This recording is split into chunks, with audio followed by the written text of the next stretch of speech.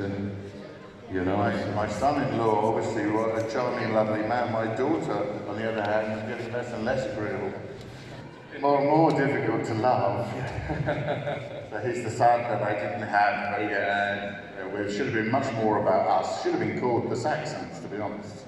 Yeah, because they had a great bathtub, didn't they, the Saxons? Yeah. It doesn't have the same ring to it, the Saxons, but I'd pay to watch you in that tub.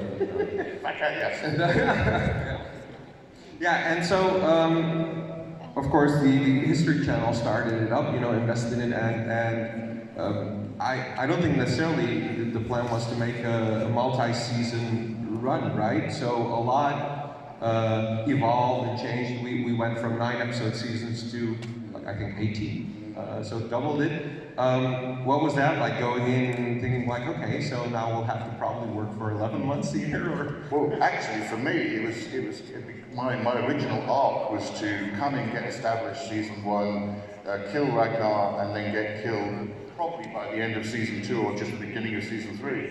But then, because they did an audience thing to see how people were relating to this, that, and the other, and unsurprisingly, nobody thought it was a good idea to get rid of that beautiful Ragnar, which meant, unfortunately, that King Aelle had already exhausted his historical context and usefulness, and had to then sit fallow for a little while. But that way, you got much more of those steely eyes on that beautiful boy. C'est la guerre. But yeah, no, look at it, it's done rather well, hasn't it? You know, I'm Irish, right? I mean, you can probably tell. So I was pretending to be an English prince, an English king, but again, you know, I was a big fan of season 1. Yeah. And the battle scenes in season 1, you could tell some of the same stuntmen die and then they get back up and appear in another scene. I think you can still see them in Valhalla, you know? Yeah. They're having a better career than all of us, but you'd see 20 stuntmen lined up against 20 soldiers on a beach, and that was the budgetary limitations of season 1, and there was something really pure about watching the origins, and it was amazing to be involved. It was my first significant role in a series of any stature, and it was amazing to be shooting in my home country, in essentially my back garden, you know, and I look back at it years later, and we were so blessed with the cast. Yeah. And really were. We had a great time. Yeah, we really did. Yeah. Now, to stir up a little controversy, an Irishman playing the role of an English king. What did the people back home think about that? No, I'm kidding. It's just an act, of course, but It's always about something. yeah. What did the people back home? But again, you didn't. We're glad of the work because everybody in the crew is Irish. Yeah. Do you know what I mean? And you have great actors from all around the world, and it was funny. You know, Travis Australian playing Scandinavian, Catherine Canadian. I'm an Irishman playing an Englishman. But at the end of it, before the cameras roll, and myself and Ivan are on our horses, and we look across from each other, and we go, "This isn't bad, is it?" Yeah. And Wessex was some farmer's field in the middle of the countryside in Wicklow. There's loads of sheep and cows running around, and I look at my brother, you know, John Wayne here. I was living my boy's dream, you know, and I had a companion here, a great amigo. I haven't seen Ivan in years, so it's Moe is a splendid horseman. I, on the other hand, I can ride horses, but I've been broken by horses several times, and so I've got a little bit more respect. I mean, they are dangerous at both ends, and I don't particularly care for it. And usually, when I was on a horse, I was backed up by hundreds of real men, stuntmen, who really know how to ride horses, and I'm supposed to be at the front going, yeah, like I know what I'm doing, but in fact, I'm crapping myself, and the horse can feel my sphincter clenching like that, and they know when you're scared, you know, and I had to look like I wasn't scared, but I was scared. Scared!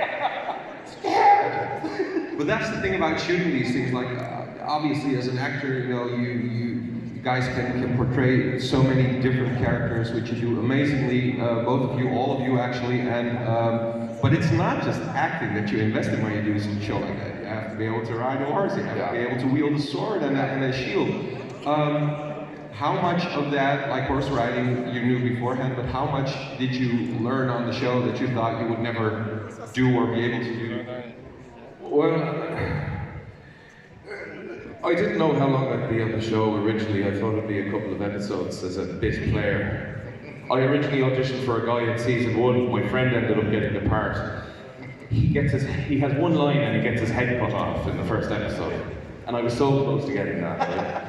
So I thought it was, I kind of got a lucky break that I'm playing the king's son. I might stay around for a little while. But originally it was yes sir, no sir, 3 bags full sir in my dialogue. But eventually I worked with Tony Doyle, who's our horse master. And there's a horse called Lexi. She's a blue-eyed horse that was bought from a traveller's yard in Wicklow. And I grew to love that horse, and I was riding around, and I don't know these days if they can get that into the clause that the actors were alright, but yeah, I love that kind of thing. Yeah, fantastic. And the stuntmen are fantastic. And each season, the more money, the larger scale assaults, and they were able to build the Paris walls in County Wicklow, and Kattegat is, Lugala was owned by the Guinness estate. So there's all this Irish connection with the real locations there. So you really felt part of the world, and the costume was just fantastic. Well, that's probably what I took away from it, was how to walk with a cloak. And obviously, as you can see, I haven't been able to get out of the costume since.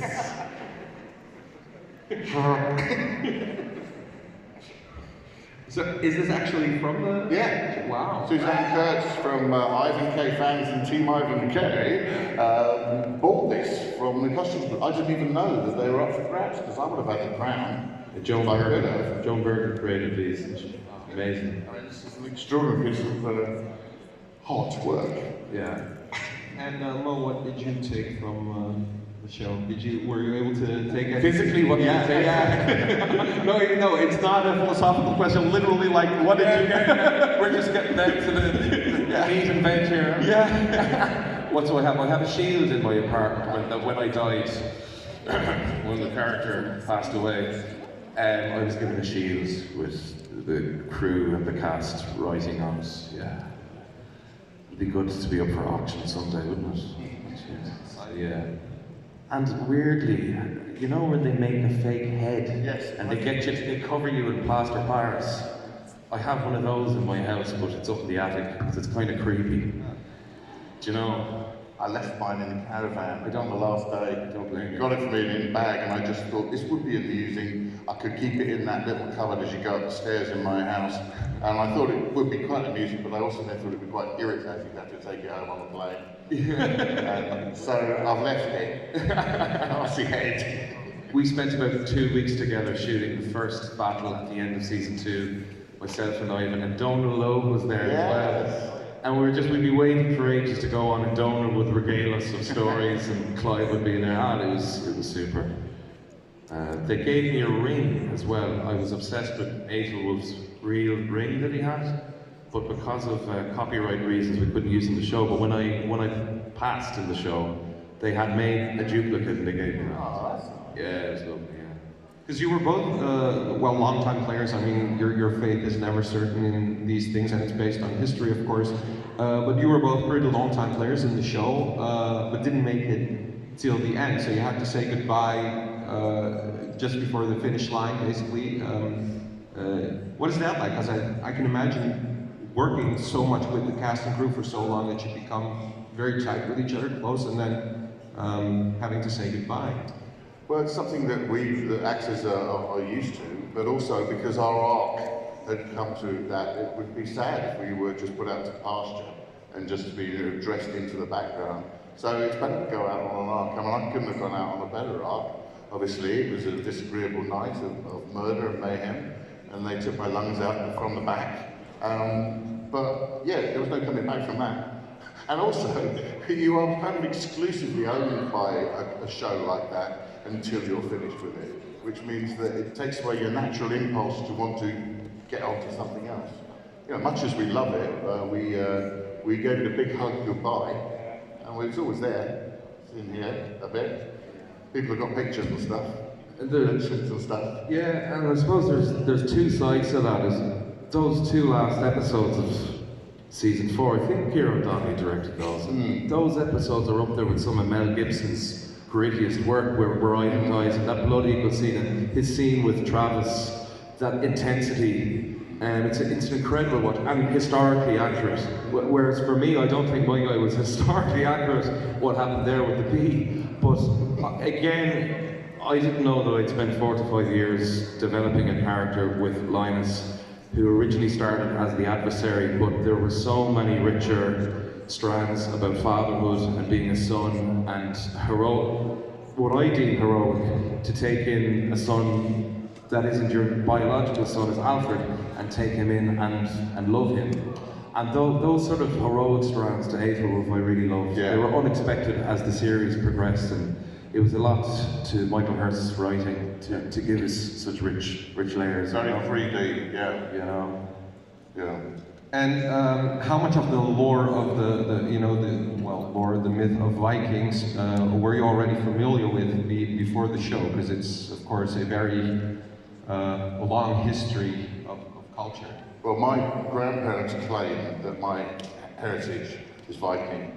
They're Russians, and apparently the Vikings made it over there, and they have always talked about that. And so I was always slightly struck and felt simpatico with that, which is obviously somewhat alien because I'm not playing a Viking in it, but I think I am quite Viking.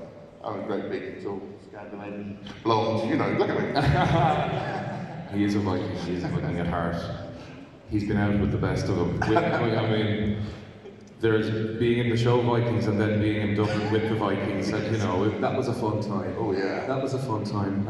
And you were in a movie with Clive. Yeah. Previously, I was Ivar the Boneless in a film just before Vikings. He played Ivar. Yeah.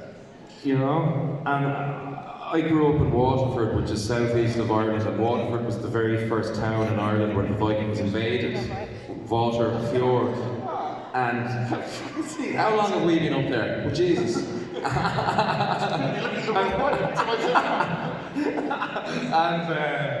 And also growing up watching the Tony Curtis movie with Ernest Borgnine of Vikings, you know, and Ragnar being in that, and what I love about being part of the show is no matter where you go in the world, no matter who you meet, someone might recognise you from Vikings, and it's always nice because there's a shared connection about each culture's history. Yeah. So you can learn about other people's stories and, you know, relative to their respective countries. I've always loved that connection of history and learning about other people, I suppose, you know. Yeah, growing up and watching Braveheart and the locations and getting to work in those locations, that was fantastic, you know. It's a real luxury. It's a real blessing. Yeah. I'm going to challenge the audience to ask their questions in, and let's get started on the Comic-Con life. Do you remember when your first Comic-Con visit was as, you know, a cast member of the Vikings, and how you experienced that? Because it's a whole. This is my very first Comic-Con. Yeah, so there you go, and you're a great crowd, and it's lovely. And I'm here with my buddy. It's beautiful. Yeah, exactly. Yeah. We haven't seen each other for a while. Oh my God. We maintain a kind of a Facebook presence and all that kind of thing, but not to put too fine a point. We've been working solidly and rather prodigiously ever since last we met. Yeah. You know, we hung out a lot, and it was my first big show, and I would always go to this guy for advice, and he's always been such a gent. And he's recently, one of his last jobs was in Ireland with good friends of mine, and yeah, I watched him in Layer Cake, I watched him in The Green Grass at Home, I watched him in so much, and he's a magnificent actor. Easy tiger. Easy tiger. Yeah, no, a real pleasure to meet up with people that you fought a war with, not just literally, not just figuratively, but in every sense of the way. Being that kinship that you develop when you're on a show together, when you trust each other, it's a lovely thing. Is this your first? This isn't your first time. This is my first one. Hey! Right.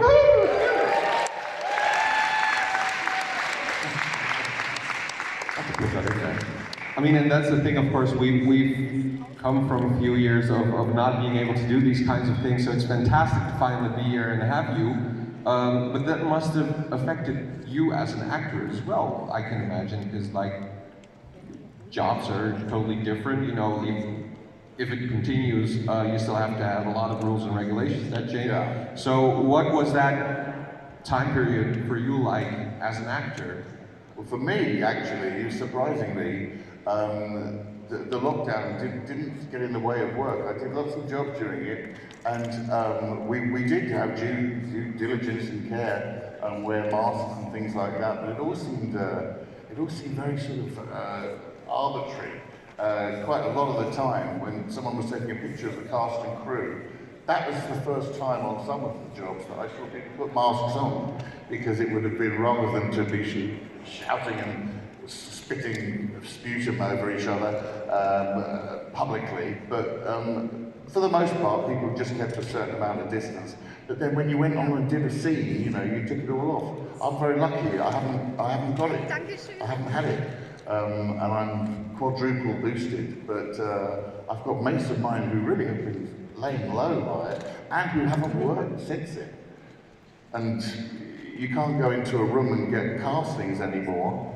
You have to do a self-tape, and self-tapes are great. You're presenting them with your version of how you want to do it, but that's not the same as being in a room where someone then says, That's still the case? yeah. Oh. I've been in the room twice, the rest of it is all self-tapes. And I don't like that. You don't get to show any personality. They don't know whether you're going to be a pain in the arse to work with, because you can come across like you really know what you're doing and then turn up and do a complete arsehole. Forgive me, an arsehole. I don't think you are. Is that where you're getting loads of work? You can pretend that you're very, very nice. Exactly. I mean, yeah, because then they normally would have the chemistry. Yeah. Exactly. Yeah. Presence, table presence, yeah. And of course, Vikings was your, well, I don't want to say big break because you were already doing a lot, but it was like the big show that ultimately put you as the king, you know, in front of everyone. But then came this period of lockdown. How did that affect you? Well, yeah, just going back to that, relating it to Vikings, and Jesus, George Blakely is here today. I haven't seen the kid since beginning of season 3, and if you look back to 8 or 9 years ago, the difference in the world and how it has changed in relation to connecting with others and connecting with other people. Vikings and the way film sets had been run was very, like, you could get this close without looking over your shoulder or being paranoid. And I found that shooting during the pandemic, you know, there were so many rules and regulations, and there's a pro and con to everything, and I've always just wanted to connect. And in a weird way, being able to act sort of encouraged you to connect with others in a time where people were telling